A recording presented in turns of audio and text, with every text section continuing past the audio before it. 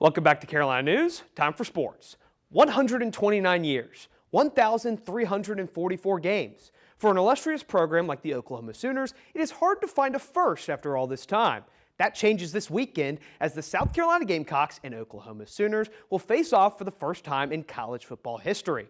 With both teams coming off of grueling defeats, there is no time like the present for both USC and OU. The game will kick at 12:45 p.m. on SEC Network on Saturday. And although it isn't quite November yet, it's never too early for some college hoops in the Carolinas.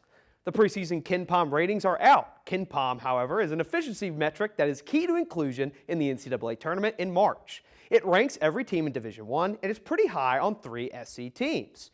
Clemson is far and away the highest, finding themselves at number 24. KenPom projects the Tigers to go 21-9 and finish third in the ACC.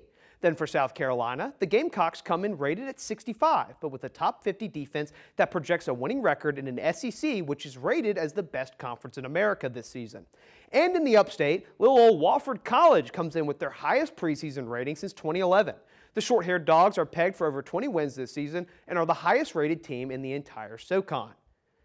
Now going from collegiate sports to the pros. In Major League Baseball, Game 2 of the ALCS was last night.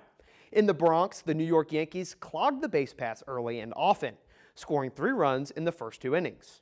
And although Cleveland closed the gap to 1 in the 5th, an insurance run in the 6th, and then Aaron Judge, the presumptive American League MVP's first home run of the postseason, gave the Yankees all they needed to take Game 2. The series shifts to Cleveland with New York taking a commanding 2-0 series lead, and with Game 3 tomorrow at 5:08 p.m. on TBS. And in the National League, the NLCS is in Queens for the first time since 2015. The New York Mets evened their series versus the Dodgers at 1 apiece Monday with a dominating 7-3 performance in LA. Now tonight, the Mets look to take control of the series with the first of 3 games in New York. Walker Buehler will be on the bump for LA, while Luis Severino will have the ball for the Mets at 8:08 on Fox. And the Carolina Hurricanes are in the win column for the first time this season with last night's victory over their rival, the New Jersey Devils. In their 7th consecutive sellout, New Jersey got on the board first. But Carolina bounced back with a spinning attempt from the 22-year-old Seth Jarvis, which knotted things up at 1. Then a one-timer from new addition Shane Gostisbehere put Carolina out in front.